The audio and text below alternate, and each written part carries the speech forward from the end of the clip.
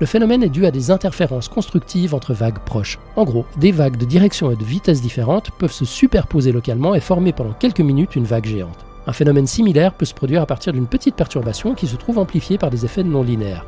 Une partie de l'énergie des vagues se trouve alors transférée dans une seule vague qui grandit de façon démesurée au détriment de ses voisines.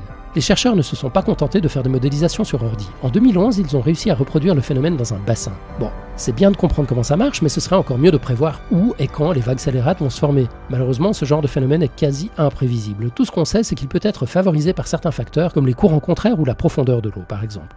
À défaut de pouvoir prédire l'apparition des vagues scélérates, on a donc cartographié les zones où elles ont le plus de chances de se produire. D'ici quelques années, les choses auront peut-être changé en combinant les observations et les modélisations en temps réel avec l'analyse par l'IA. On sera peut-être en mesure de prévenir les bateaux avant qu'ils ne se mangent une vague géante en mode interstellaire. Pour finir, sachez qu'il existe aussi des vagues scélérates sous-marines. Elles surviennent entre des couches d'eau de densité différentes et peuvent dépasser les 100 mètres de haut. En 2021, un sous-marin indonésien a sans doute été coulé par ce type de vague. Voilà, c'est tout pour